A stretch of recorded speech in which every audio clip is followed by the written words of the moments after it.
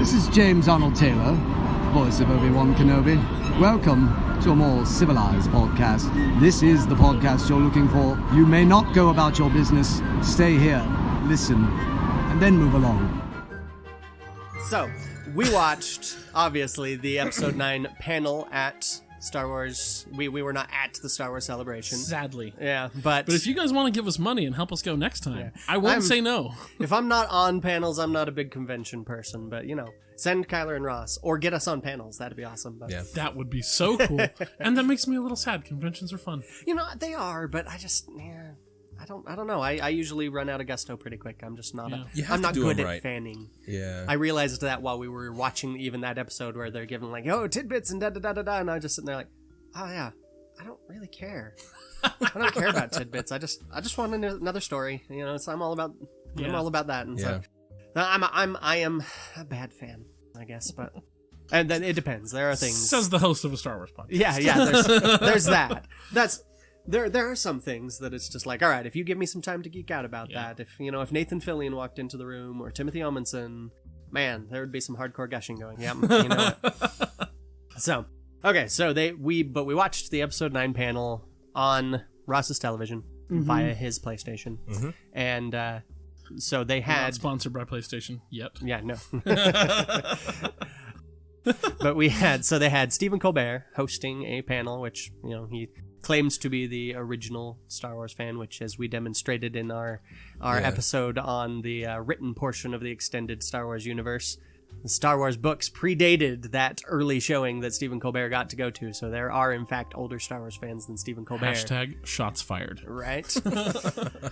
Calling you out, Stephen. Yeah, come at us, Stephen. Still, very big Star Wars fan.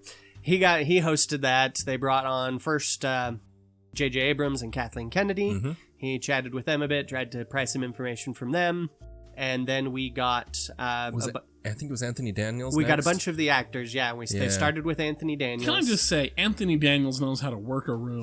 Holy cow. He was pretty engaging. The man's clearly been doing the con circuit for a long time.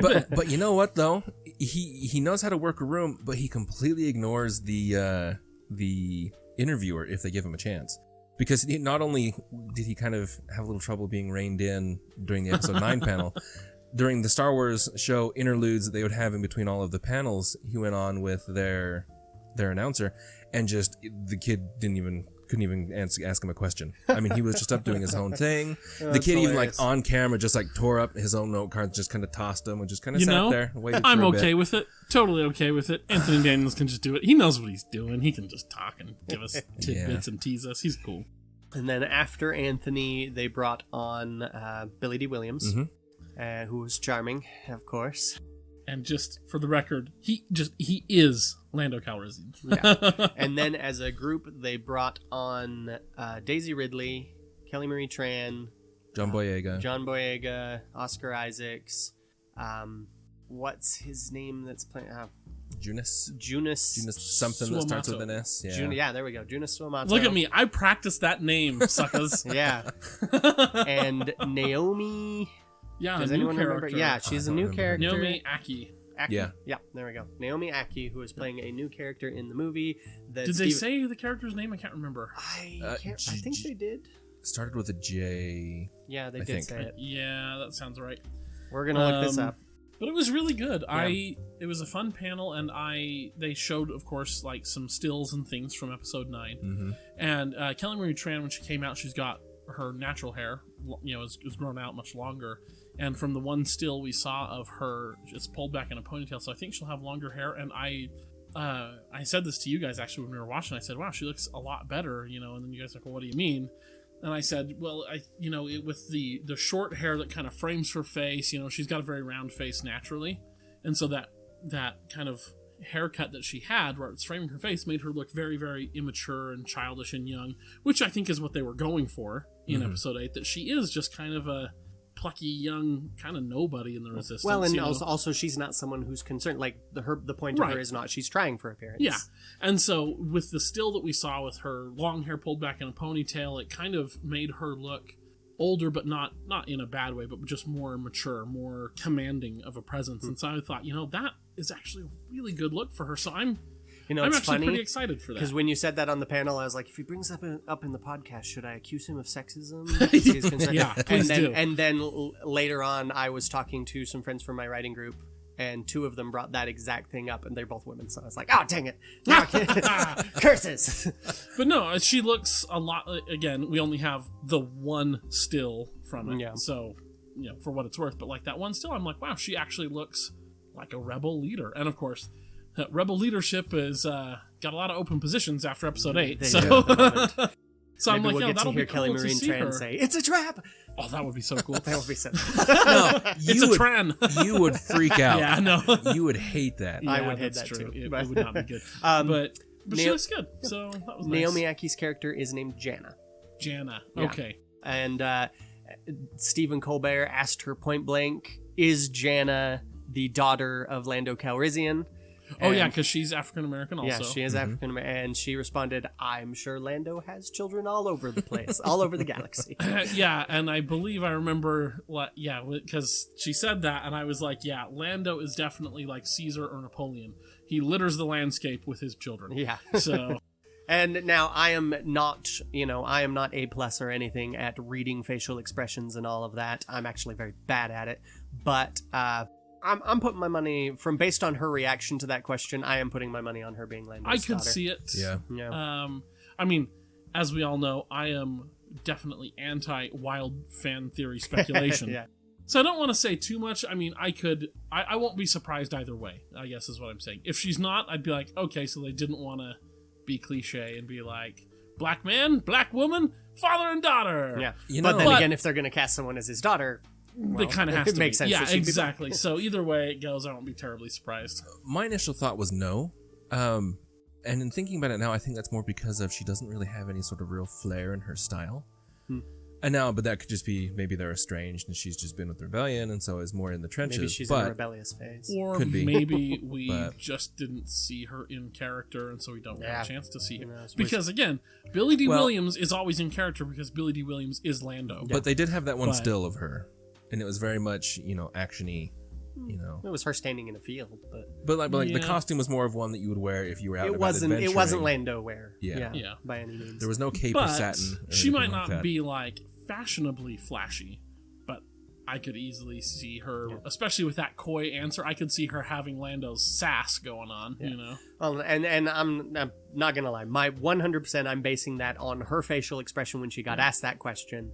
I just kind of got Yeah. this feeling of yeah, I think that's I'm the like truth, but she's not. 60-40. She can't say it. That's but that's where I'm at, like 60-40. 60 probably she is, 40 I would not maybe be surprised if I was wrong Either because, way. like I said, I'm not good with reading people. So We'll see. We'll see. It'll be interesting.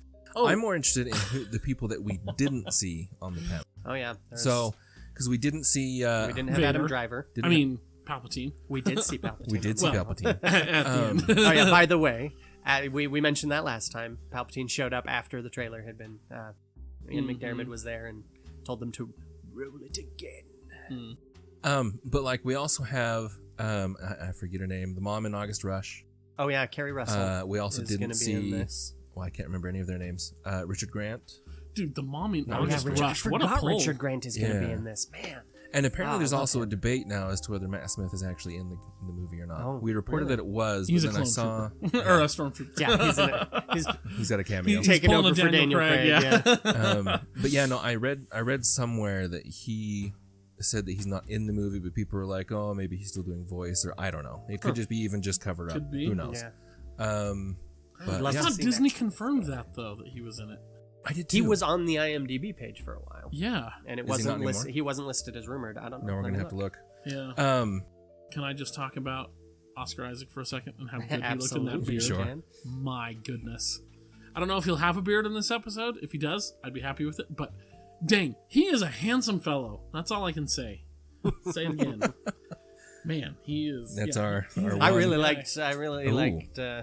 I also really liked John Boyega's cornrows. He's looking good. Oh, yeah, that was interesting. Oh, man, when I was showing my wife some clips of the panel and stuff, and she's like, wait, is that going to be his hair for the episode? I'm like, I don't think so. Well, from what they've shown us, no. Yeah. But he looked good as well. I said that last time, but yeah, Um, he looked pretty good in his costume. Update. Matt Smith is no longer listed on the IMDb. Ah. I had forgotten about Dominic Monaghan was also cast. He's in there, but they don't give him a name. Interesting. Yeah, so I don't know. We'll see what's going on with that. Who's Dominic? I don't remember who he is. He was Merry, Lord of the Rings. Oh, right. Oh, yeah, that's I right. love him.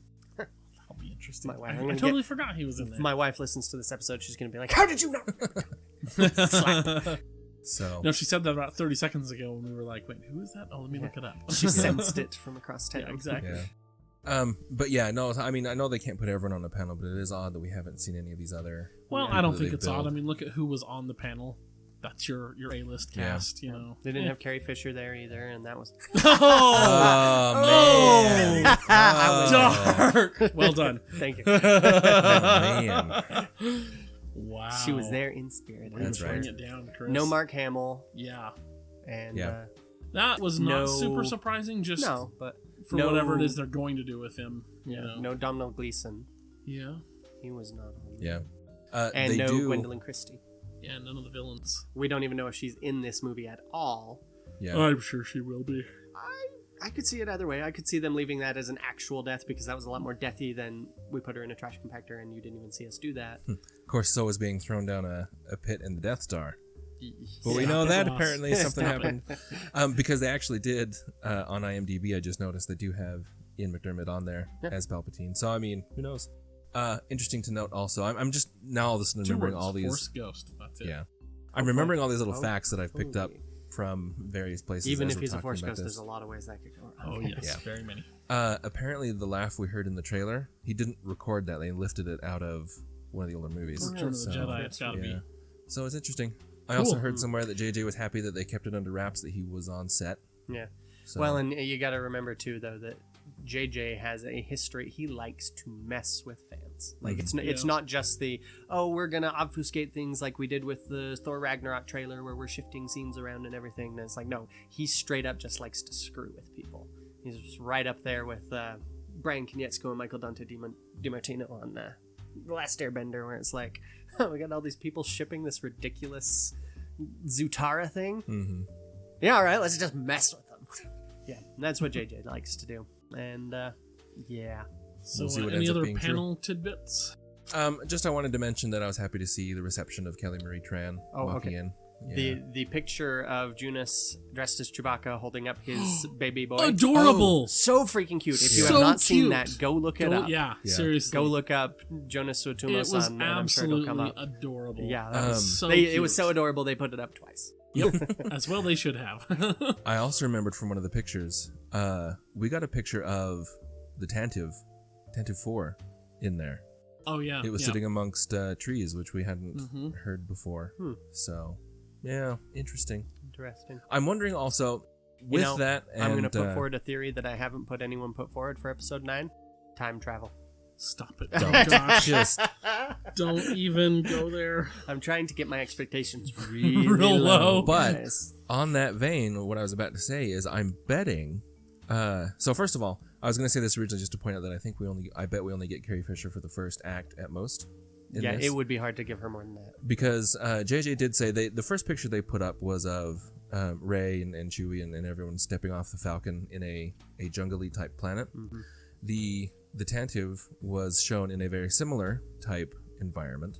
I'm wondering if they go back to Yavin 4 to re-inhabit the base there maybe, and then so that's where you kind of say goodbye to Carrie Fisher, because that's also what it looks like where they're having their hug. Yeah. You know, Yeah, so I could see that. so maybe she won't be in very long. She won't be very plot pivotal, so we don't need to worry so much about her role in the movie. Interesting. Yeah. An interesting challenge to overcome, for sure. So, Oh, and I didn't finish what I was saying before. The reception of Kelly Marie Tran as she walked in, with all of the negativity that she's gotten after Last Jedi, it was nice to see the fans actually point I out. thought give a that too, very, yeah. very Yeah. positive reception. She, Yep. It was a noticeable uptick in the cheering Yeah. when she came in, and I was Well, like, and good for those people. Yeah. They did it again when she was taking her turn at the Star Wars show in between thing. I think they even started like chanting her name and everything too. Yeah. So it was really good to see, and they did the same thing to Ahmed Best, who does Jar Jar. That's good. So yeah, it made me really happy to see. But anyway, I think that was everything I had from the panel. It almost makes me want someone to actually convince Jake Lloyd to go to one of these things, just so that some fans could actually be nice to him. Yeah. That'd be. I guess he needs it. Yeah. Yeah. Boy, he really does. He's a bitter young man now. Yep. Who can blame him? So, yeah, for real. So, okay. That's all the panel tidbits, at least that we can think of right now. I will say I enjoyed Stephen Colbert just hounding Razzing everyone for everybody. information. Yeah, they kept they kept looking at him like, Oh, how I can you loved ask when us he- that question? And he's like, I'm not on your side, I'm on their side. Yeah. Yeah. I loved when he was like, so you brought me here to ask questions, and then don't answer any questions, and he like throws his questions on the stage floor. That's pretty funny. But, okay. So, bit of episode 9 news / rumor. Speculation, yeah. George Lucas may have helped with the ending of episode 9. Mm-hmm. What do we have to say about that? I think it might also be a case of people wishfully thinking, because the only thing that I had seen on it was just that he was on set. Yeah. And then people have kind of taken this and run with it. Yeah. I mean, I'm sure there was a JJ casually like, oh, what would you do here sort of thing, as one popular director to a apparent legendary director. Just to kind of, chew the fat. Legendary / infamous. Yeah. Yeah. But I mean, I could see them just having a conversation of just, what would you do here, one director to another. JJ may or may not have taken any of it. Well, this is the quote from J.J. Abrams. This movie had a very, very specific challenge, which was to take 8 films and give an ending to 3 trilogies. And so we had to look at what is the bigger story. We had conversations amongst ourselves. We met with George Lucas before writing the script. These were things that were in real, not debate, but looking at the vastness of the story and trying to figure out what is the way to conclude this. But it has to work as its own, on its own as a movie. It has to be its own thing. It has to be surprising and funny, and you have to understand it. Mm-hmm. So to me, that does seem like there was some input from George. Well, and it's mainly like, hey George, what do are the you overall think? themes here? Like, what Yeah. should we really? What can we not miss? Exactly, and I think that's the way to take it. Is not that George is like, well, here's the last 15 pages of the script, Right. JJ. Yeah, right. I've Yeah, written the definitely end not. for you.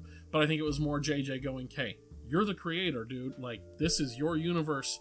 What are the overarching themes? What are some? How would you wrap this up to just get a page full of ideas that JJ can then go take and weave into the story that he's making. That's how I read it. So I mean, helped write the end of the movie, quote unquote. Well, and I mean too, it's like that article we read we had a couple weeks ago that we were discussing on Facebook, I believe, had that whole section on how a good chunk of Luke's story in episode 7 and 8 was straight up lifted from what George's plans for Luke. And so they have not been shy about pulling George's stuff in here, so he's had plenty of influence as it is. Better, hopefully. So that was one little rumor there, but I think we're all three in consensus on that it's more of just sort of general narrative brushstrokes rather than specific. I would even think it may even just be, what was your general philosophy in addressing this story? What? Yeah, exactly. Yeah. So these next couple are sort of related. At least I saw this first. Ryan Johnson had a tweet that basically was like, yeah, if JJ wants to rewrite some of episode 8 using episode 9, whatever. That's his prerogative, yeah. Yeah, and then JJ came out with some stuff that basically says that they're, he almost said no to directing episode 9, partly because... Well, and I guess they actually had a different director set up in the first place. Yeah, originally it was but whoever it was, and then they went to JJ Colin and Trevorrow. he was, thank you. Yeah. Trevorrow. It was Trevorrow originally, and he stepped down. Yeah, and then when they went to JJ, he was kind of hemming and hawing over if he wanted to do it or not. Blame him. Yeah, it's a daunting for all task. that I gave him plenty of crap in the last episode. I wouldn't want that job. Yeah, for sure. No, I'm lying. I would take that job in a heartbeat, but I'd probably screw it up. Yeah. So there was so Ryan Johnson would be okay with some retconning of Last Jedi, but then he also, after the trailer was released, had published a big tweet about how he loved everything in the trailer. So I mean, it's well, and I think I would sum it all up as just Ryan Johnson is being professional. Like he's not gonna play into all of these rumors of like, oh, clearly they're at odds, and they're not, and he's just like, okay, whatever. It's like, well, what if he did this to your movie? It's not my franchise. I don't own Star Wars. Yeah. He can do what he wants. So I know Ross and Chris are going to take this quote as face value. I look at it more as JJ being diplomatic about episode 8. So this is a quote from J.J. Abrams. I had some gut instincts about where the story would have gone. This is referring to after episode 7, where it would have gone, right? But without getting into the weeds on episode 8, that was a story that Ryan wrote and was telling based on 7 before we met, so he was taking the thing in another direction. So we also had to respond to episode 8.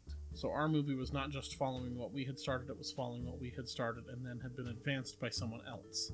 So there was that, and finally it was resolving 9 movies.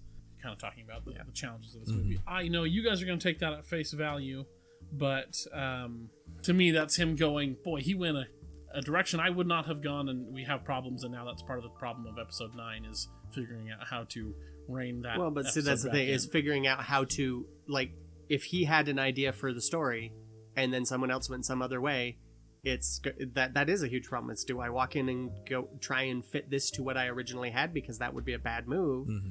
So how much of what I originally had can I keep? Should I keep? What is even going on here? Like, that's not a... Yeah.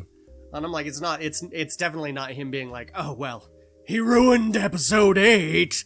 Because JJ is on the record many, many times being like, it's a great movie. I love it. I'm happy with what he did. And I'm sure there is an amount of diplomacy in that answer, but I don't think it's as much as what you think. Because there's been discussions about how much was actually planned for the overarching trilogy story before Ryan got to it. And then there are people that are saying that Ryan took a look at that and just kind of completely went far afield of it. Right, because that's actually been said. But JJ also talked about here that how there was no actual blueprint for the overarching trilogy. And to me, I don't It's think also that's been probably... repeatedly said that they worked together frequently on, like, they coordinated a lot. That was one of the things I was telling you about that podcast that I only listened to the first part of and then was like, I'm turning it off. One of the things he was talking about was that a lot of people have repeated, and so I know exactly where he got it, but a lot of people have talked about, oh, well, originally they had filmed this scene where Rey came in and Luke was sitting in lotus position floating while all these boulders floated around him, and then they had to refilm that and so that he was cut off from the Force, which I'm just like, first of all, any of you who are putting that forward as some sort of like, oh, see, JJ had better plans, that sounds effing stupid. Yes, it does. But second of all, it sounds like someone's Star Wars anime exactly, fanfic. it sounds like Yeah. fanfic, yeah. And it's like, but second of all, no, back it up. According to Mark Hamill, according to his Twitter feed and interviews with him, it went like, he got the script, he got the final revision or not the final revision, obviously, but he got the script for episode 7, and he also had the early drafts of episode 8's script, and he read that last scene where it did have, he was standing there, I don't think it was a lotus position, but he was standing there with boulders floating around him, and he went, whoa, wait, what? But if Ryan's got this in episode 8 like that, so he called Rian Johnson and was like, Did they take that? I thought they were going to take that out. That can't be part of this. Like, we can't have that in the script if we're doing yours. And so Ryan called JJ and was like, hey, that doesn't add up. And JJ went, oh yeah, okay, yeah, we can change that. And so it was in the original script, not in the original movie. They should have changed Ryan's point of view. Why? Well, like, seriously, would it be so much better if Luke was just like, if Luke is not there, he didn't react to, like, we've been through this, man. It wouldn't be better if Luke was attached to the Force. Well, but we also don't have Jedi just floating boulders because they feel like it, and it's not... Well, I mean, if he's meditating or practice, I guess, but that's the thing too, is it's like, he went off to practice. And he's been practicing for 30 years, letting the galaxy slip deeper and deeper into horror, letting all sorts of atrocities be committed so that he could be more cool. Yeah, that's way better. Yeah, thanks. Yeah. That's so great. He was also gathering the 7 Dragon Balls so that he could attain ultimate Saiyan power. It's like, come on. How kitschy does that sound? Like, it's so... Anyway, but yeah, that's these things get passed around, but it's pretty clear that they like, and that's the thing is, if you've never written things, if you've never tried to create a story, create something like a movie, I have worked on scripts for movies, I have worked on movies, I have edited books, I have written stories, I have collaborated with other people. I've only collaborated with other people on some smaller projects on a smaller scale, but collaboration is hard. Nobody has the exact same vision for a project. There's a saying in writing that we often put out, this like when people it comes up a lot when it's like, oh, we're suing so and so because they stole my ideas. There's a big lawsuit going on right now over the guys from Stranger Things who totally stole their ideas from this random dude who claims he met them once at a film festival years ago before any of them were anybody, and they totally stole his ideas. And all the ideas that he's listing are just like, that's not original in the slightest. Like that's not what makes Stranger Things work, dude. Yeah. And like billions of people are writing that story. Billions is an exaggeration, but dang it, Chris, I'm suing you. Exaggeration is my idea. Yeah, exactly. No, and that's where I often hear writers talking about, like, you can give 10 writers the exact same writing prompt, give them the same outline for a story that they have to write, and you will get 10 completely different stories. Yeah. Because nobody writes the exact same thing. Nobody's unless they're really bad writers, all writing something very cliche, I guess. But even then, they're not going to be cliche in the same ways. They'll pick different cliches that they like better. And that's the thing, is when you get people collaborating, nobody has the same vision. Like and so it's a constant back and forth of wait, what do we want to keep here? Where do we want to go on this one? I was thinking this, but it looks like you're thinking this. Can we mesh that? Do we want to go with one or the other? That's just what collaboration is. Like, it's not some kind of war for control of the project. Stop. Collaborate. Listen. Yes. But that's how creative endeavors go. And especially with something like a movie where you've got so many people on top of these 2 directors, you've got 3 writers attached to each movie, and you've got the studio executives hovering over them, making sure that nothing steps too far over the line, and that, Chewie's hair is parted in accordance with the style guide. We were talking before the show. I'm not sure how much of this might make it into the end at all or whatever, but we were talking before the show about how it's always for the worse when creatives are not in charge of the final say, when you have some almost sort always, of yes. When you have some sort of business bureaucrat above them looking over the creative person's shoulder and saying, well, this needs to change, clearly that needs to be in line with this. That 99% of the time you're going to end up with a worse product than if the creator had just been able to do their vision as they wish, And I definitely agree that in Star Wars there's got to be currently that, right now, there's a lot of Disney executives hovering around going, no, wait, should we do this? Let's get a committee to look into this, and let's and so will that test well? Should we do that? Is that so? Almost certainly we're ending up with a worse Star Wars project than if the directors themselves had just been given free reign. I think. Now, on the other hand, the exception to those sort of rules, I would point out stories that I've heard about George Lucas's plans for episodes 5 and 6. Yeah. Before the producers in the studio went, whoa, but the producers mainly stepped in and were like, whoa. Rick McCallum's like, okay, George, maybe not. Now, given that he financed those himself, he had a lot of creative freedom, so it wasn't exactly studio heads because the studio didn't exist. But he did have producers that were involved in the project who had worked on such projects for studios in the past who were going, whoa, rein it in there, back it up. And so, oversight can be a good thing at times. But most of the time, executives making business decisions, that's 4 words right there that explains EA. Period. It is. Yeah, it is. Precisely Like, that's what it is. Yep. Yeah. and that's EA's biggest problem is that they've got a bunch of people who don't understand video games who are making the calls on how video games get made. And more importantly, don't understand video gamers. That too. They don't understand their own product, and they don't understand their consumers. Right. Yep. And they're the ones who are tight-fistedly what they holding onto those understand controls. is business. Mm-hmm. Yeah. But they shouldn't be stepping in to go, whoa. This is not how we're going to make this video game, because they don't know how to make it. So, but so Disney is a taskmaster by most accounts. Like they got their fingers in a lot of pies, and I'm hoping that means they're going to kind of back off and let more people range out wider. But I mean, we are still getting quality stuff from them. I mean, left and right. So Black Panther just got nominated for a bunch of Academy Awards, and it was spectacular. And so there is still some freedom in everything, but Endgame coming out soon. Yep. Spoiler alert for Endgame: Thanos loses. What? Says who? The Disney executives. True. That's who says. And by the way, I'm still in favor of my plan to live up to Endgame truly in the spirit of Thanos, and every other person I walk past, just spoil the ending. Random, fair. You are gonna get punched in the face, man. Because that means it's got to be one of the two of us gets it spoiled. Both of us. Well, see, for that you'd have to see it before us. Well, except for the big leaks that were announced like this last week. Someone I actually didn't see any of those. Yeah, he doesn't someone those. someone actually took their phone into a screener and I heard actually about that, apparently yeah. actually launched on the internet Horrible people. stuff. That's awesome. But I love it.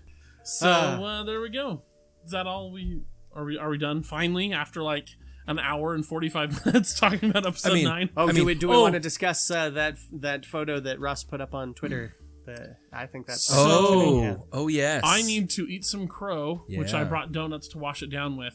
I foolishly rushed into a bet, and it was recorded and put out online, so there's no going back. Even if you hadn't, I would have remembered. Yeah, I know. I would have remembered too. I'm honorable with bets. But no, Ross, would you like to say your words? Sure. So I told you so. There they are. There they are. The words Ross has been dying to say for years. Yep. Yeah, no, I get them occasionally. I don't think it. I mean, But they're at few and far first between. glance, it does look like an A-wing. Yes, and that But was then my thought as we as well. slowed down and saw some of the still images that have been captured, I agree, not an A-wing. More particularly the comparison with Yes. episode 7's shot of Rey's parents leaving. flying Yeah. away, or whoever So- left her with Unkar Plutt. My initial reaction is, well, there are lots of, copies of different models made, but why would they bother showing that one in the trailer? Yeah. So Well, there's a couple different explanations. One is J.J. Abrams is a dick and likes to mess with people. Could be, yeah. And that's totally possible. Two is it's a flashback to Rey's parents, I guess, or it's a present day thing with Rey's parents, both of which are really bad ideas. I hope in my not. opinion. I hope not. I don't want it to be at all. And see, Well- and that was another picture that we got in the panel was of I was about to say Poe. Finn and Poe. Finn and Poe. That is their. Chris has that corrupted is you. That's their that's their relationship. That is their relationship name. But they were sitting in a cockpit that we didn't recognize. So I'm wondering if maybe it's this ship. Oh, could be. But no, as you were saying, that was my thing. Is that I'm happy to be right. I am not happy with the other questions this brings up. Yeah. But, yeah, at this point, it's almost better had it been an A-wing. yeah. At this point, for I real. am going to assume that it's because Carrie Russell is playing Rey's mom and is flying that ship and shows up to reveal to Rey that she is the daughter of Obi-Wan Kenobi. I was going to say she is the daughter of Han Solo and Obi-Wan Kenobi's daughter, who had a fling at some point, conveniently before he met Leia. Don't worry, it's okay. Yeah. And ooh. It'd have to be Kira was totally yeah. Obi-Wan's There you go. daughter. There we go. And got knocked up by Solo. She got then, knocked up by him. Apparently, they had some time to get some Yeah, stuff for on sure. Yeah. either before, Makes total during sense. the events of Solo, or Yeah, I love maybe it. shortly after they did Yep, run into this. each other Well, again. Please make this. And then they froze the embryo Yeah. for however long. I mean, that's, I you hate are this so so you are in much. fact. I can't even make more sarcastic comments about this. I hate it. Oh my gosh. I'm just gonna assume that for now, so that hopefully whatever comes up will seem less stupid by Oh comparison. my gosh. I mean, and I'm hoping that they are taking a page out of Marvel's book and just re-rendering the scene with some other asset in there. Yeah, because this is opening early enough. Yeah. Well, and So- it could be. I think about the first Rogue One teaser trailer of a TIE fighter flying through a heavily forested canyon Well, and- that pans up to reveal this Death Star. Yeah. Nowhere in the film. No, well, Yeah. and not even just the teaser trailer. Any Rogue One trailer, pick it up. Yeah, there was those a- trailers are not reflective So of the movie. who knows? Which is It a pity could be. because those trailers. If we'd got more of those trailers, like they fix a Yeah. lot of my problems with that. You've got Jin actually having a personality. You've got there's all sorts of things in those trailers that would have been awesome, but then probably the studio stepped in and went, Yeah. Good old business execs. Gotta love them. And just for point of reference, I mean, Marvel is known to do this. My favorite is in the Infinity War trailer. They had the Hulk running around in Wakanda, "Oh yeah, that's right." and never at any They point. replaced I mean, it with the Well, I mean, but yeah, the actual plot of the movie is the Hulk never shows up there. Yeah. Bruce Banner is, but not the Hulk himself. So hopefully it's just some other ship. Maybe next time I we would. record. My favorite explanation for that, which is absurd and highly unlikely, but my favorite explanation for that is someone working on the trailer, just like, hey, we just need a ship to stick in here, and someone's like, I got this model. This files here says da da da da da. it's only been in one shot. Just use this. Yeah. And then No one will know. cut it all together. Or yeah, they didn't even know what it was, and they cut it all together, and then And it's the just fans like, wait, get it. what happened? Oh, Yeah. what have we done? Shoot. And meanwhile, JJ's sitting there like, you did what? Yes, yes. That's my headcanon. Thank you, Chris. Yeah. So next episode, you're going to hear Ross crunching away on his nachos. I don't need nachos. I'm going to bring you Ross. Really? You need nachos. man. The bet was nachos. I will be in debt to you until nachos have been given. I am big enough to say that my "I told you so" fulfills my Yes, need to be right. and in a few days, you will be approximately 1 plate of nachos bigger. Yep, exactly. I'll bring nachos in. I'm going to get you the good Okay. nachos. I'm going to have a smother it in queso. Like For the it's record. good. For the record, I am absolving him of this debt because of my "I told you so." But Then you- Very, My hands very have now been noble washed of of you. it. But Yeah, as the very bet paladin-esque, commissioner, or Jedi-esque as the of bet you. commissioner, I will not allow it. Yeah. Chris, I don't know that I want Chris as the bet commissioner. Yeah. Nobody wants That's me a as the bet dangerous, commissioner, no. dangerous thing. Oh my goodness! Thank heavens it wasn't a slap bet. I know, Ooh, right? That would have been, boy, the glee in ooh. Ross's eyes. I think that's going to be the next Yeah. bet is a Chris, slap bet. can we change it to retroactively have been a slap bet? I am sorry. No, we cannot, Ross. We have it Man. recorded after all. Yeah, it's true.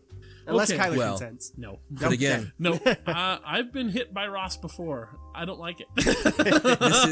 this is a Star Wars podcast, so true to Star Wars form, we could just kind of brush some of those things over the table. You know, We retcon it. There we go. I could Okay. totally go back and fix the file and You re-upload would it. too. It's only a couple dozen people would know. That's fair. But they would know. Yeah. No. As Steven said, the internet never forgets. It's true. Or the internet remembers. One of those two. Whatever it is. He'll remind me. The internet So- never forgets to remember. Yep, exactly. So, the Clone Wars panel. We moving on? We ready? Sure. Okay. Oh, this was so great. So great seeing everybody. They had D. Bradley Baker, who is the voice of all the clones. They had Ashley Eckstein, who is Ahsoka Tano. Oh, can I just say, I love D. Bradley Baker. Man is amazing. He is. Also They- the voice of every animal in Avatar: The Last Airbender. What? Yeah, you didn't know that? That D. I Bradley did Baker, not. that is what I know him best for, is he does animal voices. He's also the voice of Perry the Platypus, Agent P. He's the one who does that little grrr that nobody can actually Oh, imitate. really? I did not know that. Yeah. Yep. Which is funny because he gets a lot of people coming up to him and like, Perry the Platypus! Do Perry the Platypus! And he's just like, what? Oh yeah, that one thing I did in a studio once and they've been reusing the sound for years and I never did it again. They had Sam Witwer, who is the voice of Darth Maul, and there was a fourth person. Maybe it was only three at first. Oh, and Dave Filoni. That was the person. Yeah, it was like three voice actors plus Dave Filoni. Warwick Davis was hosting the panel. Oh, that's awesome. And talk about charming. Warwick Davis is possibly the most charming human being I he have really is. ever seen. And he put in work this Dude, convention. he He did a did. bunch of those panels. He he's got such command of that room. He's got everybody in the audience eating out of Yeah. the palm of his hand. He is so fun. Like that's the fan, like he's comes out, does his little speech generally, but then he starts like talking to individual fans and like kind of poking fun at him a little bit or whatever. And some guy's like, he asks him, "Oh, what are you excited to see?" And he's like, "Oh, Ahsoka Tano, like she's my favorite." And he's like, "Oh, that's really great. She's gonna be sitting like right over there, right?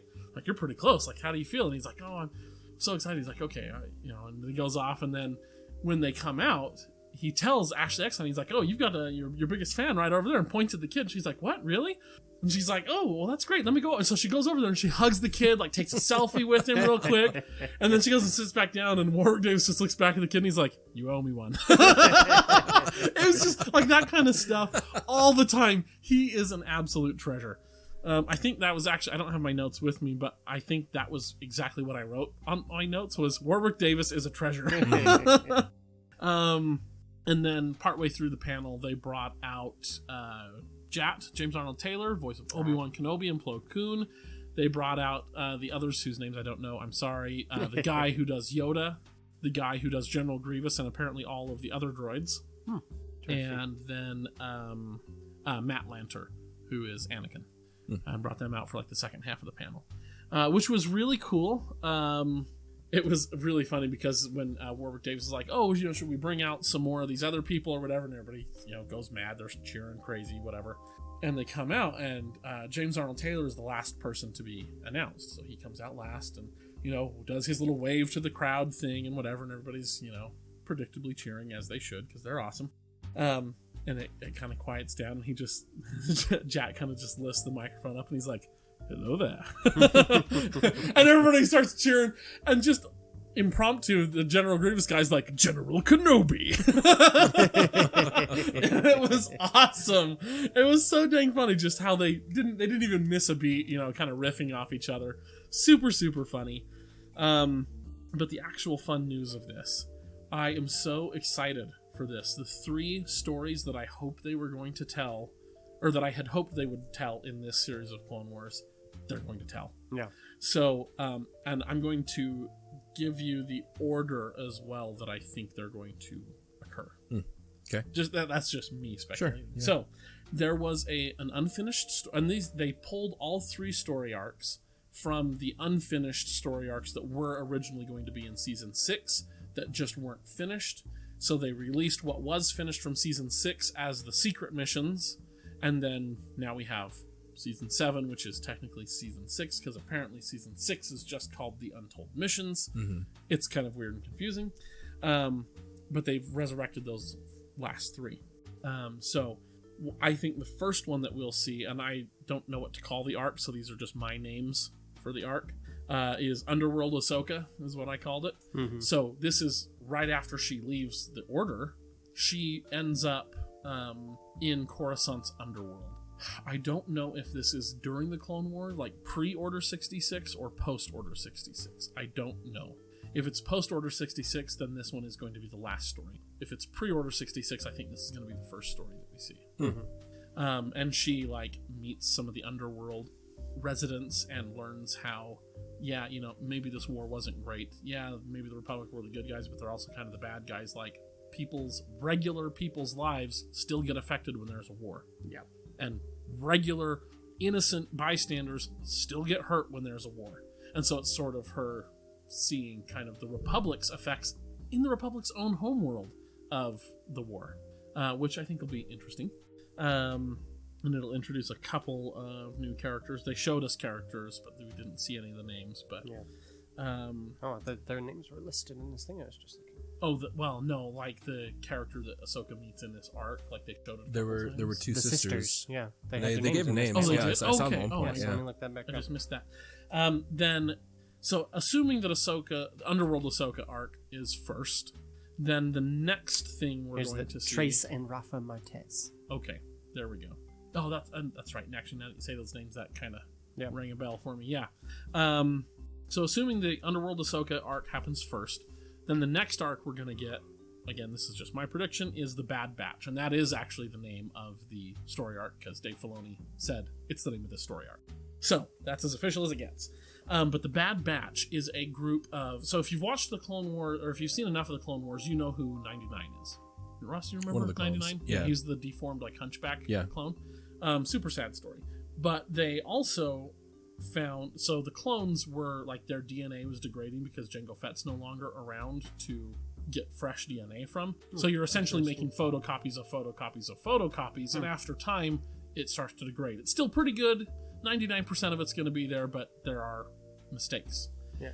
And so Clone 99 is one of these. He's kind of a hunchback. He's already like an old man, even though he's the same age as everybody else. It's just that was his particular defect. Well, 4 clones in particular had defects, but they were like X-Men type defects. They're improvements, actually. So one guy's smarter than your average clone. One guy is super big and burly. And another guy, they all have their sort of all of them are versions of Rambo.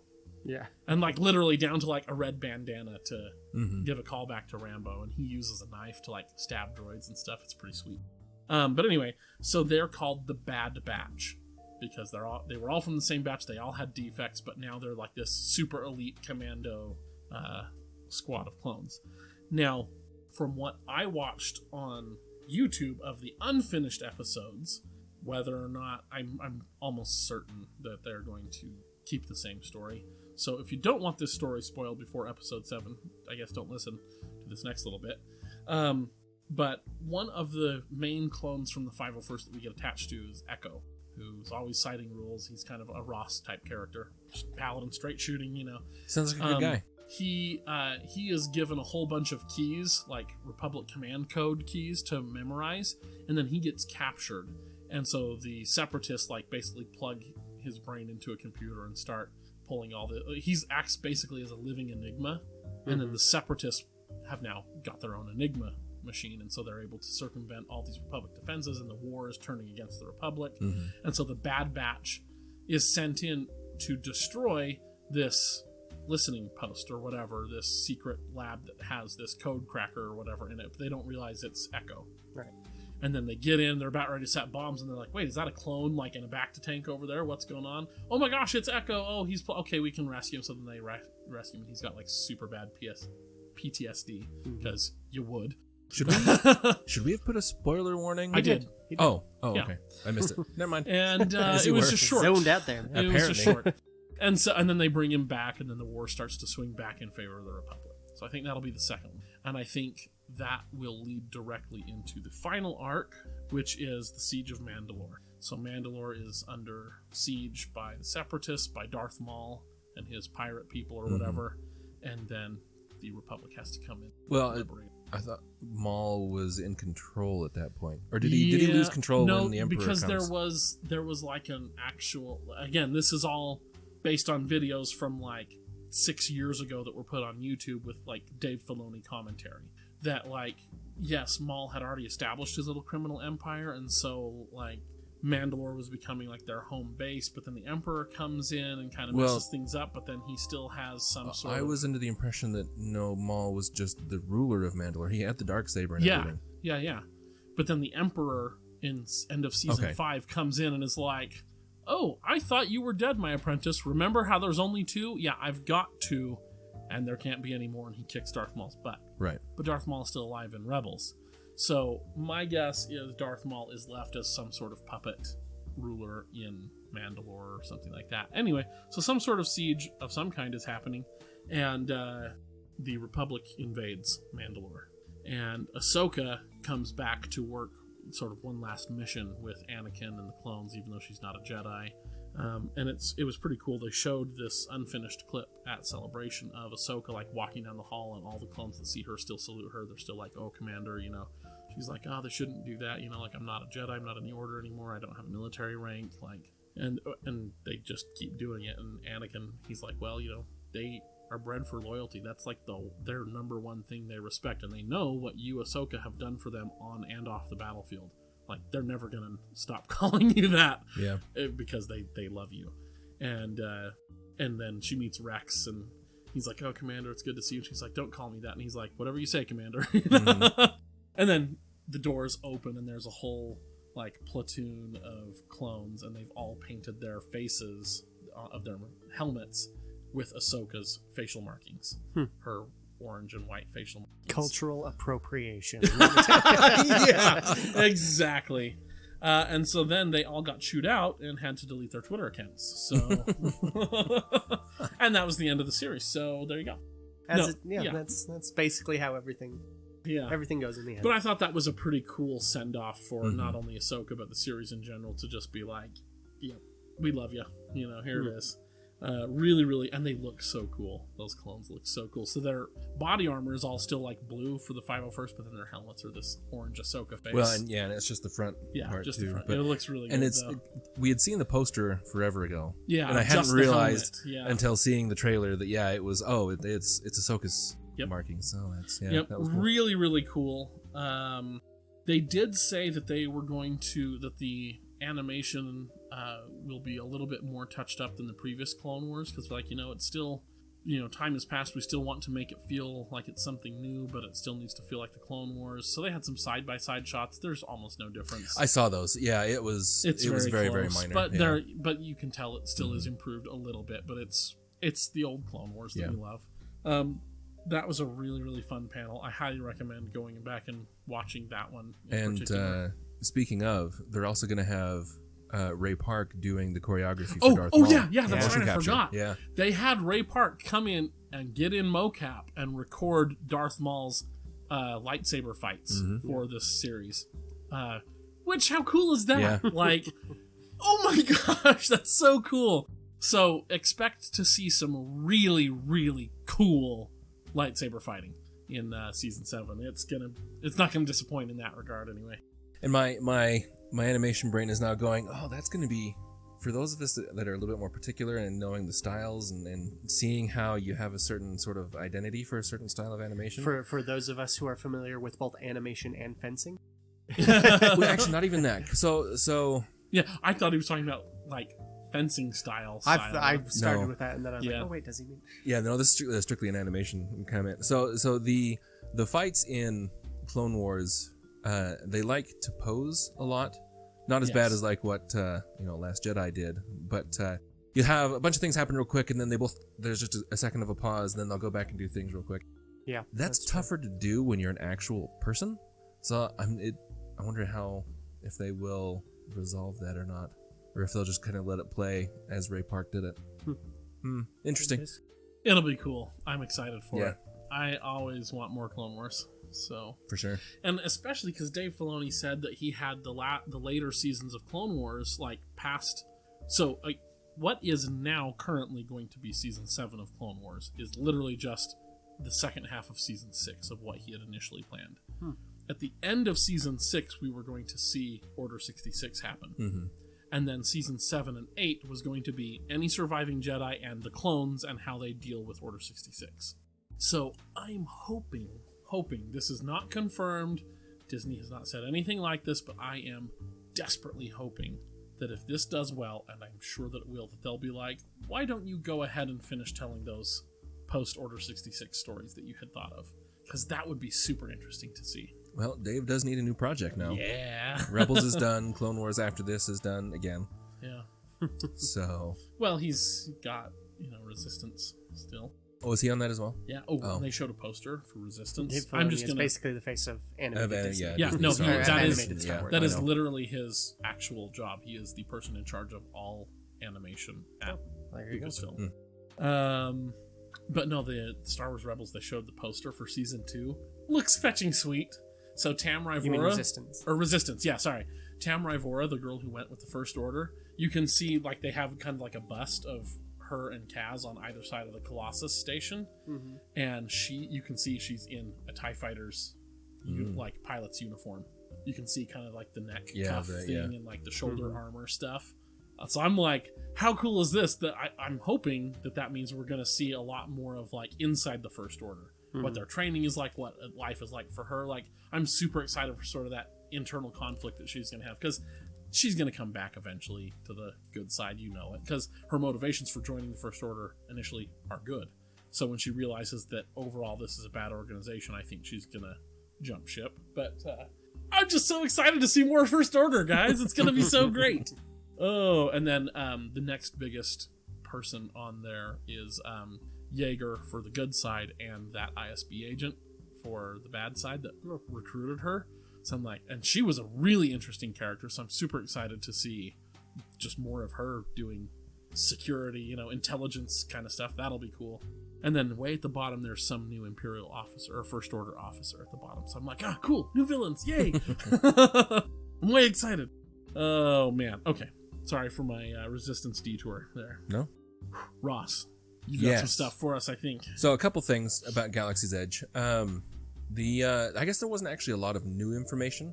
They showed a lot of, they actually physically showed things that they just kind of been talking about before, especially also in the in between panel sections. They would send someone around to go and show a lot of the stuff at Galaxy's Edge, because they had brought a lot of stuff to Star Wars Celebration. Hey, so I'm calling an audible here on the show. We kicked Chris off the show because we don't like him anymore. And and also because I brought donuts and Chris wanted another one. He's eating donuts. And Ross's wife, the Force bless her, walked in right as we were about to talk about Galaxy's Edge, which she is super excited about. So we said, hey, we don't like Chris anyway. Just take his spot. Talk on the show. She's in the middle of eating a donut, so, just bear with us, whatever. It's delicious. It's cream-filled something or other, right? Anyway, so, Carrie, just gush on us. Galaxy's Edge, what do you got? You're going to want to go, and you're going to want to spend $1 million. $2,000 to $3,000 per day. Yeah. You're going to want to leave with multiple lightsabers. that you make yourself, whether that be a character one that you're recreating, going with something new. I'm super excited to buy and build a droid. You can mix and match. You were telling me about that. You were so excited about the droid I'm so building excited thing. about that because it was like they have the R2 heads and the R4 heads and the I don't even know all the manner of droids that they have, but you can mix and match the heads with the bodies and the legs and the motors, and then I'm they putting have a K2SO head on an my R2 goodness. body that would be awesome. with 3PO appendages. He just walks around on 3PO hands. like Sabola. Oh. Okay, terrifying. No Yeah. one let Kyler Yeah. make that. Yeah, And then on top of that, you can buy personality chips. that was cool. Do they I'd have an forgotten a-hole personality? Because I'll put that I'm in my sure droid. they do, Probably. just for people like you. Yeah. Well, because then they also Let's had. be real, though. Chopper from Rebels, he's a little bit of a douchebag. Yes, he is. Well, he's A a downright psychopath. murderer. Yeah. We've talked about him. Yeah. But there was something else you could also put the droid personality chips in. What was that? The personality chips also aligned with different factions. So you could have one that had rebel leanings or imperial leanings, and they would then, when you take these droids around to the park, they react according to the park. If they're in the rebel side and they are a rebel droid and they know it, they're going to be more chipper and happy and more interactive. If you then I sneak want to into the build a imperial first-order side, puppet. they Or, I act mean, an imperial nervous. puppet. And then they're super scared and like a cute little. Can you I know, build a mouse R2 droid? droid? You should. They And didn't have it be mention afraid those. of everything. I didn't see a mouse. They droid, but sadly there were no mouse droids. Dang it. it was all R2 style or R5. I think was Okay. the other style. I think then there were some BB-8 kits that you would put together. There but, was some boy. BB-8 yeah. type ones, yes. That's So, pretty cool. They have an app that the app is already released, but they're going to do an update with the actual opening of the park. That'll actually let you also interact with more things around the park. It has an Arubish translator, which But I recommend you just learn Arubish, Yeah, I know. so you just go to the park and Yeah. speak it. Not. we saw on the Carrie- thing, and I yeah, looked over at Carrie's Carrie fluent. and was like, we won't need that. Have I told this story on the show before? Carrie and Ross leave each other little love messages on Yeah. their bathroom mirror in Arubish. Yes, we so do. It's super cute. Well, and I even did a ring for Carrie with really? Arubish letters on it. Yeah. So Oh, and, totes adorbs, I think is what the kids say nowadays. yeah. The app will also it'll have some little like hacking mechanics, like you can go up to things and hack things, and you can scan certain boxes and things. You know, they have a whole AR thing going on. They wanted to make it more and more interactive for people who are waiting in lines. Yeah, so there's definitely. going to be things you can scan and interact with when you're in Good line. thing, then too, there because was you're going to be in also, line for a while. Forever. They also had a radio function where you could like listen in to First Order or That's cool. You know, Like, wait, from the transmissions and droids? things. I'm not sure. I think they just kind of play around the park. okay. They didn't really specify that for Cool. specifically. That's But, cool. Yeah. What else, Carrie? What else are you excited about? They also had, of course, I think you could anticipate this with Star Wars-y. There's going to be cosplay stuff you can buy. Oh yeah. The costumes look great. They were pretty amazing in any variety. You could be an Imperial officer if you have a cold, dark heart like Kyler. Sorry, Kyler. Hey, don't be sorry, or I'm you not. could be a true-hearted, wonderful Jedi like Ross. That's right. They had an Obi-Wan. Gross. Your love is disgusting. they had an Obi-Wan like just on display, like the costume that if I were to get one, that's the one I Cool. would get. So Of course you would. They had a variety of Rey's outfits. I've really liked hers as well. So yeah, I think did they have all three, or was it just these last two? it might have been the last two. Yeah, but let's see. They are going all out with the audio around the park. They have John Williams composing music. I had heard that. You had yeah. heard that, yeah. Oh, I think we did that as a news item a while ago. It may a have few been. weeks ago. But they also have Yoda apparently making appearances around the park. They've had Frank Oz do some lines. I don't know what for, but they just said he was there. Of course, there's also the Hondo Onaka animatronic that they have in the park. I love Hondo. They showed a real quick thing of it, and oh my gosh! Yeah, you it's- were saying it it's- looked really good. Chris is messing with my computer, and I can hear it. I'm not That's sure. why we kicked Chris off the podcast. I mean, he can't. He's like a little yappy puppy, you know. He just can't. I don't know. Wow. Okay. Apparently, not only does the audio go from the mics into the computer, but the audio comes back the other direction. Because it gave me the little like you pushed on the thing I don't want you to. Yeah, that. We don't know what we're Stop. doing. So remember last week how Chris was making noise to irritate Ross? Same thing. Yeah. Here we go. But no, Hondo. I'm not even sure if that'll Chris make it into the just final. Waits for us to start recording. talking, pushes a button. I love it. Okay, It's like a bag of cats. clapping back in. Oh, I'm leaving that. Oh, Yeah. okay. So the Hondo animatronic looks amazing. I mean, they had just a little quick recording of it actually in the park doing its little spiel.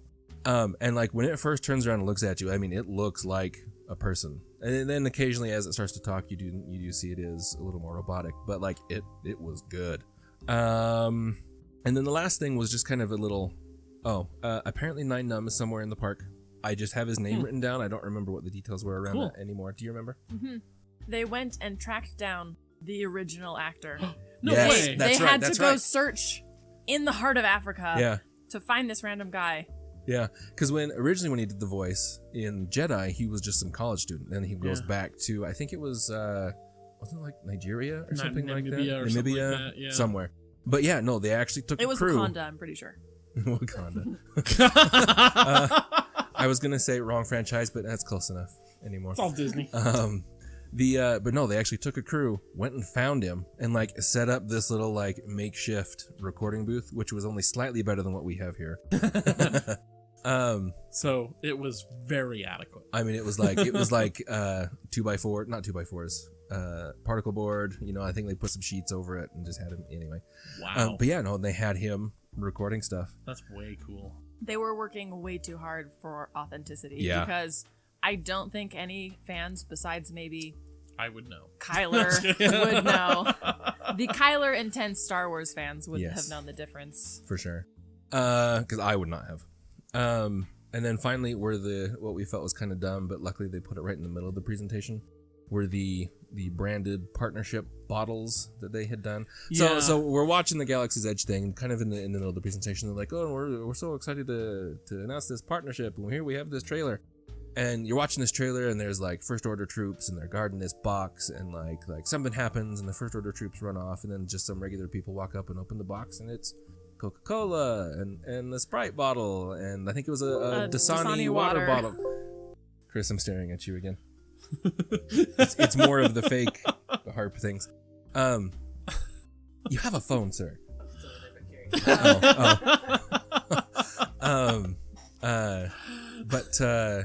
And so yeah, it was just what they've done is they've made these bottles, these regular soda bottles, but they're round to kind of look like thermal detonators. I mean, they're perfectly round, but the top is different. It's more, anyway.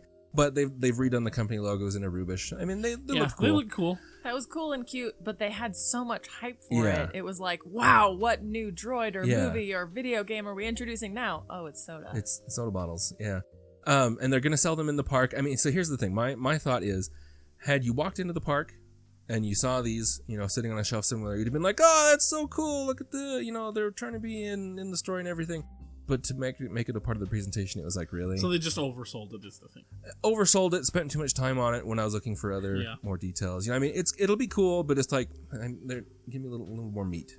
Yep. But, And then they didn't spend as much time or attention on one product that I'd really like to support right now. yeah. Talk about that. Hallmark jumped in on this besides the Coca-Cola company. Oh, that's not what I thought you were going for, but keep going.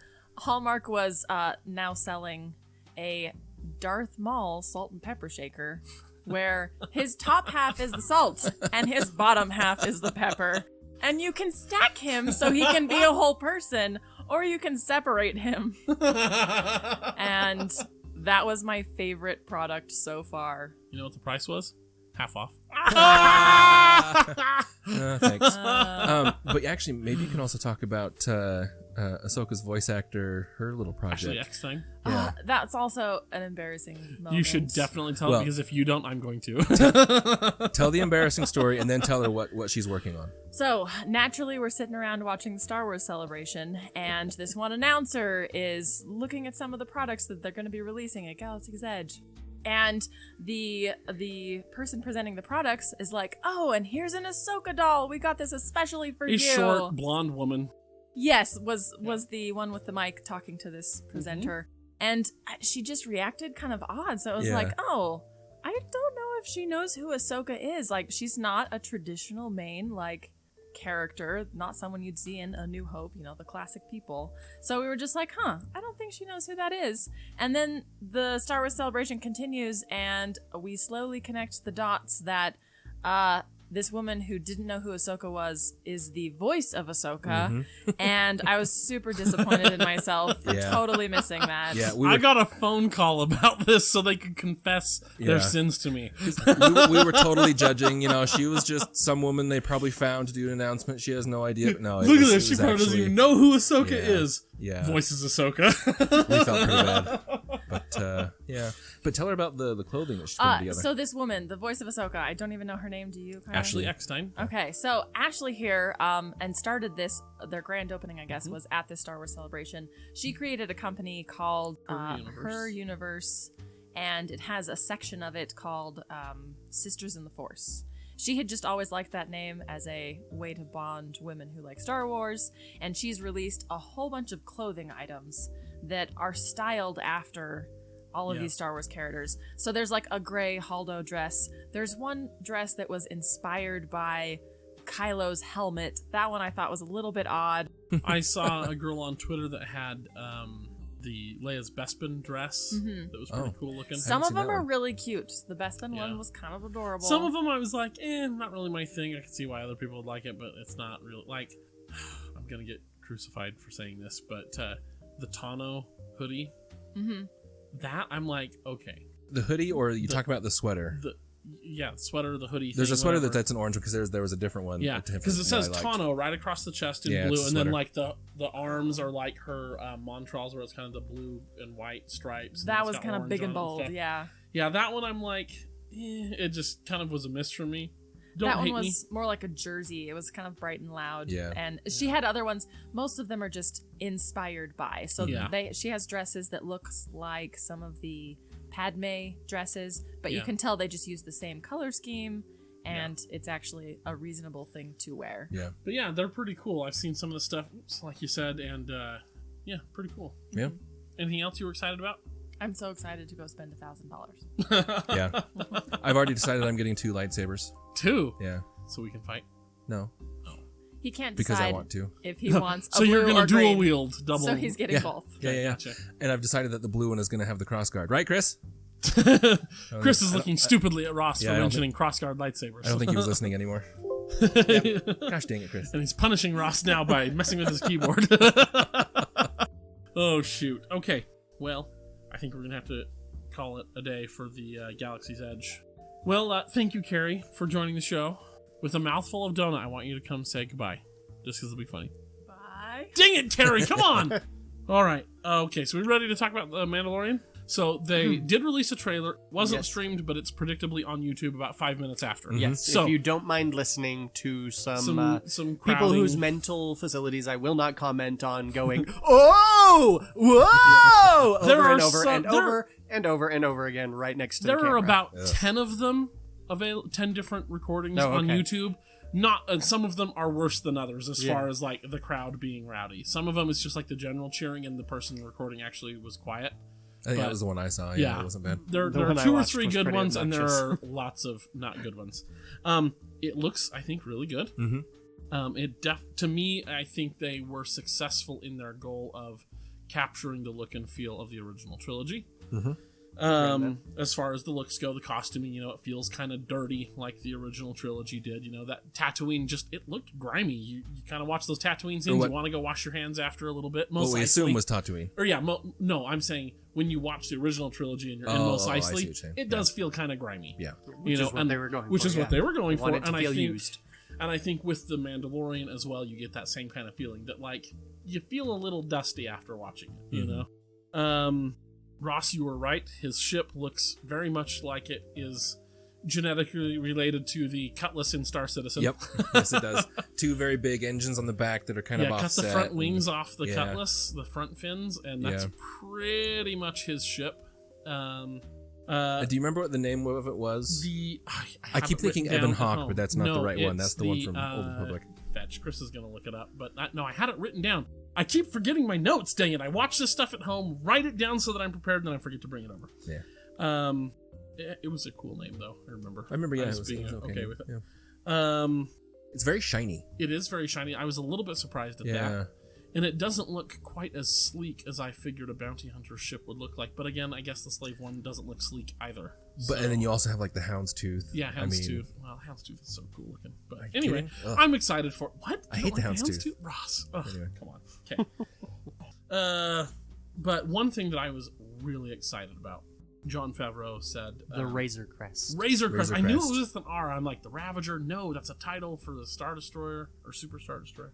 Razor Crest, that's right.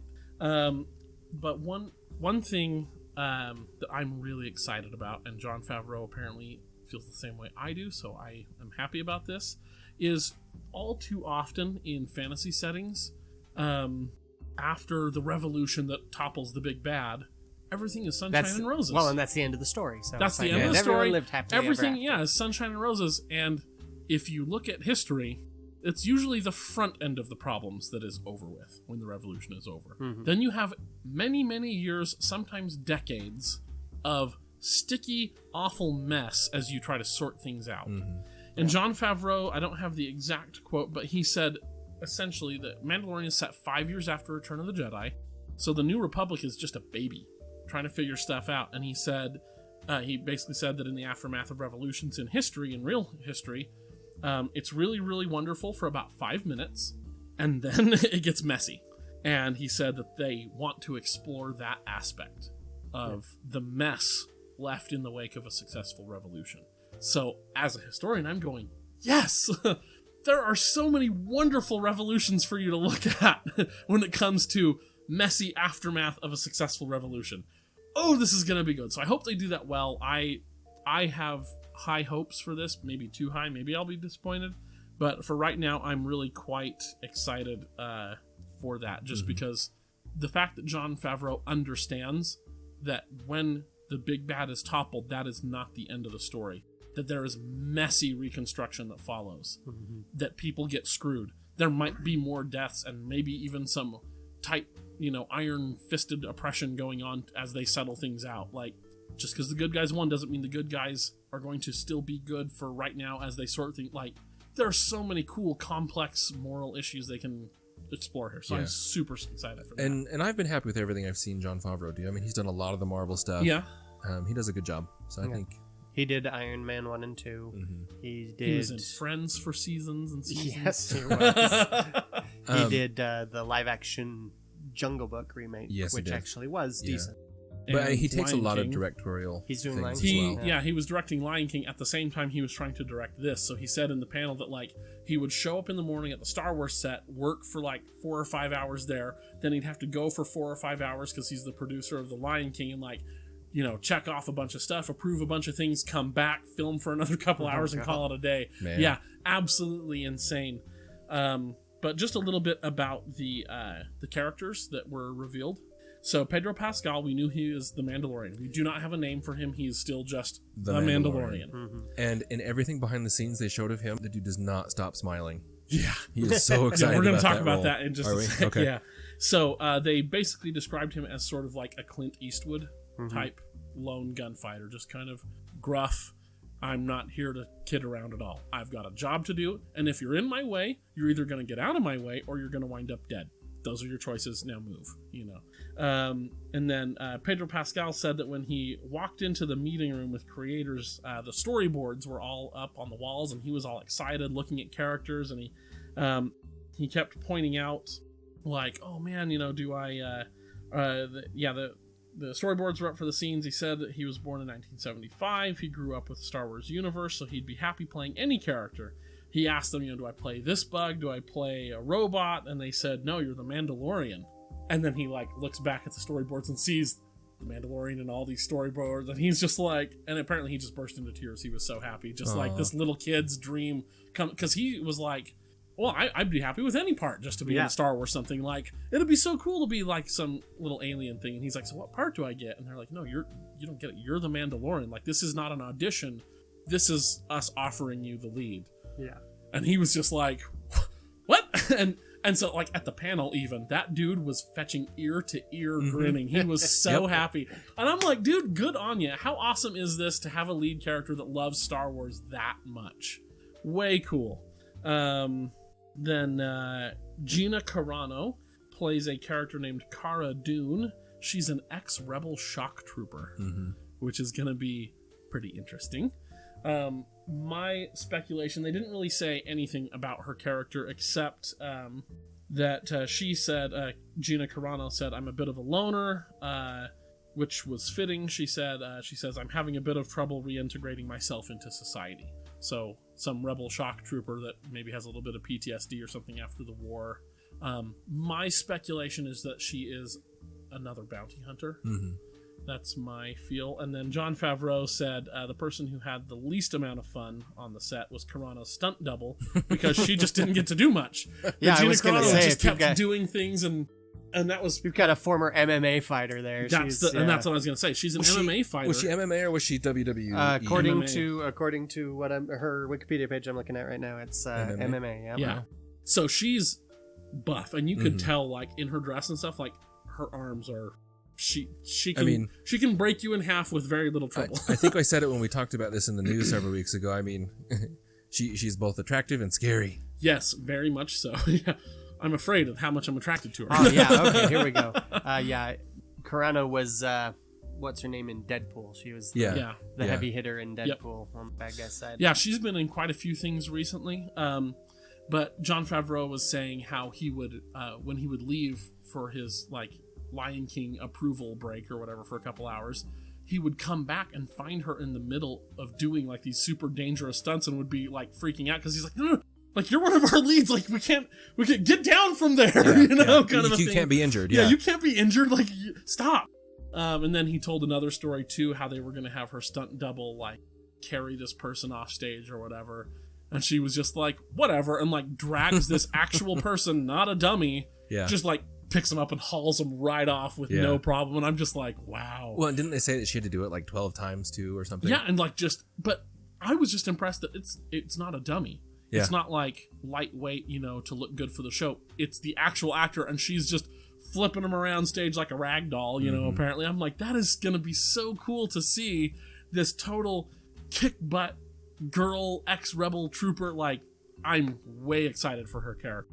And then they had Carl Weathers, who I only know from Arrested Development. So every time they said his name, I'm like, say something about Stu. Come on, do it. But he is playing a character named Grief Karga, and he is the head of this bounty hunters guild, of which the Mandalorian is a part. So he's, and then they asked him, of course, questions trying to get him to reveal any information. And he actually gave us the most information about the plot of anybody. Probably more than he should have, I think. Here's the description from Carl Weathers himself. He said, quote, he's the head, he meaning his character, Grief Karga, he's the head of this guild of bounty hunters. He's looking for someone to bring a product to a client. It's worth a lot, very valuable. Guess who he finds? He finds a bounty hunter named Mandalorian. He hires this guy, sends him out there, and Mando does what needs to be done. So I'm like, yes! Kill people. I want to see disintegrations. I want thermal detonators. Shoot some people up. It's going to be awesome.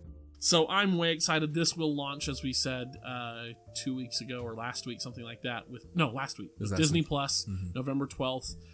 It will not be the entire season all at once. Oh, they're doing it They're apparently doing one episode at a week. Or one episode at a time. It won't be the full series, which I'm actually kind of okay with. Because it kind of gives us a little bit of opportunity to build up some anticipation and, Well, it also prevents people from binging it all in one free trial. Oh, yeah, that too. That's true. Yeah. I don't care. I'm in all the way. $7 a month. Yep, I got it. Well, that's the thing. Now Netflix has kind of got me in the habit of binging everything all at once. So I'm like... See, that's why I'm a little bitter, because it's like, great, I have to wait until the end of Season 8 of Game of Thrones in order to binge it all if I'm going to do a free trial. Oh, man. So, that's The Mandalorian. It looks really good. I'm excited for it. Yeah.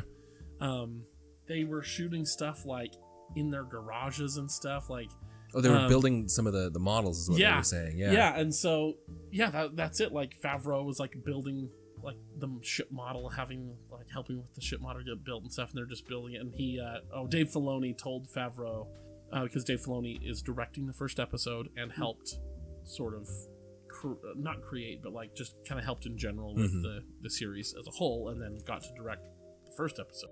which also makes me really happy because in Filoni I trust. He's 3 for 3 with me so far as Star Wars projects go. But he told Favreau, he's like, no, you want something physical that you can have on your desk from your show that you can take home when it gets canceled. He's like, I didn't have anything. Learn from my mistakes. So he actually got Favreau to have the ship built, the Razor Crest. And then they were like, well, we have this. Why don't we just set up some cameras and use this to film instead of just doing it all 3D? So then they actually took the Jon Favreau's desk model and used it to film. And then they showed some of the actual like finished product of the ship flying or whatever. It looks really good. And like it's got like LED lights for the fire and the engines and stuff. Like it looks really pretty good. So I'm like this, and oh, that was another thing too. Favreau said they again want to make it feel like the original trilogy. So practical effects are used whenever possible, and then digital effects only when necessary. Yeah, because it's actually kind of an old process that they're using for filming. Because they used to use it on like the next generation of Star Trek. You just build a model and zoom a camera around it, right? So, but the other, possibly the coolest thing about it is Filoni said that they realized pretty early on that they didn't have enough stormtroopers for what they had written out. Yeah, this is cool. And so they're like, well, what are we going to do? Like, it's expensive to get all the costumes made. Like, Favreau was saying this, and Filoni was like, I know a guy. Filoni calls up the 501st and says, we need stormtroopers for a thing. Can't talk about it. Can you show up? So, dozens, like 3 dozen stormtroopers from the 501st Legion show up and don't realize until they're on set that this is not like a charity event. They're going to be in Star Wars now, on screen. Yeah. And so, and they do it, and the actors were all saying how impressive these guys were, because they're like, and Jon Favreau was surprised because he was like, oh man, like I thought I was going to have to direct. No. We're bringing they in know cosplayers? Yeah, he's like, I thought I was going to have to direct and whatever. He's like, no, they know how to be stormtroopers. He's like, I didn't have to give them any direction. And then the actors chimed in and they were like, no kidding. Like, we were kind of unsure about like how to maybe go about doing some of this stuff. All we had to do was look at those people and like take our cues from them. We got it, and then Filoni and Favreau both commented on how great the 501st was, like just being absolute troopers throughout the day. Pun totally intended. But that they didn't miss a beat, like that they were in character for 10 or 12 hours a day, never broke. That they were always, information, holding their guns at the right angle, like down to a T. They were stormtroopers, and they were like, "This is just an absolute blessing that we get to use these guys." And they said also that their costumes in many cases are more detailed than the costumes used in the movies.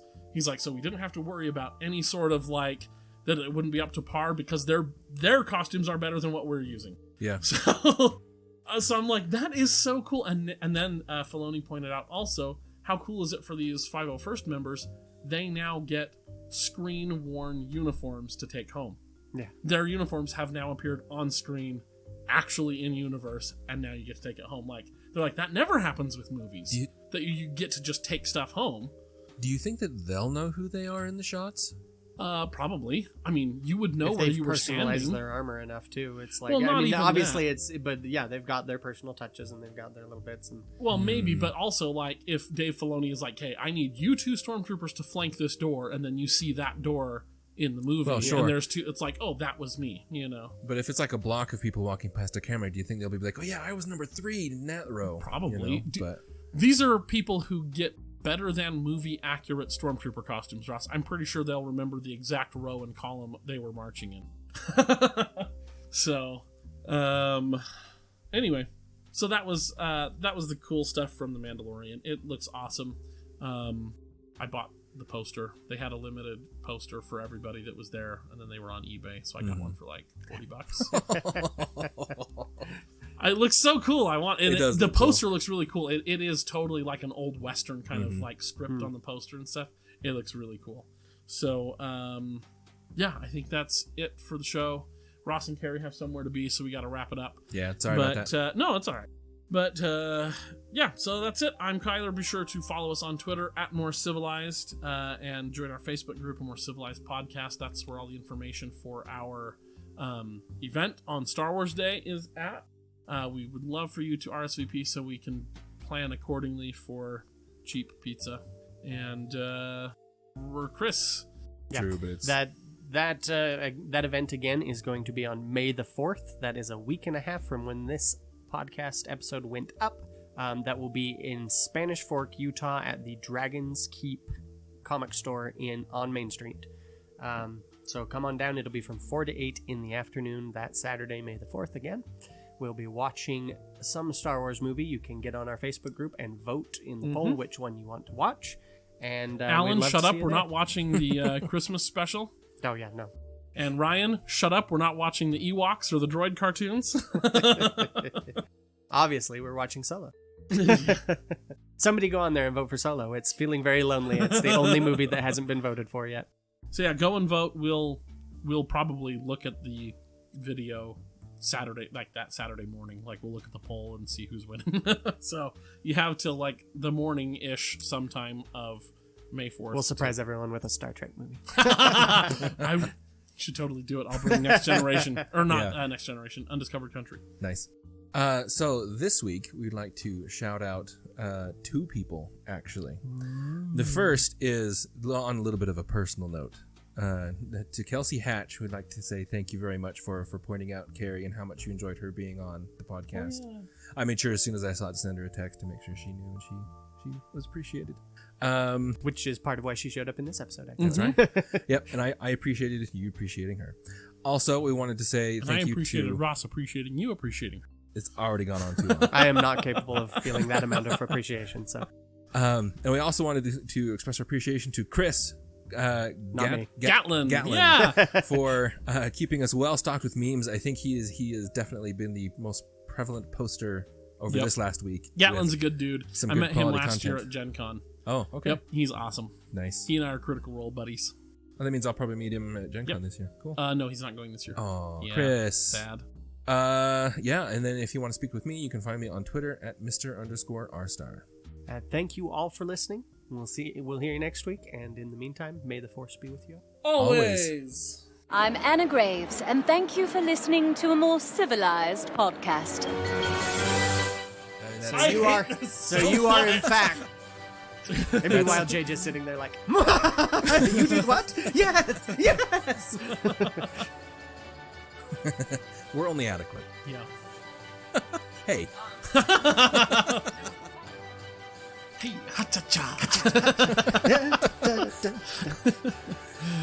Hello, my honey. Hello, my darling. Hello, my darling. Ragtime gal. Yeah. Ragtime gal. Dang it. And now that's going in the end of the episode. Yeah. We're starting early, guys. We're starting early. Sure is. Okay.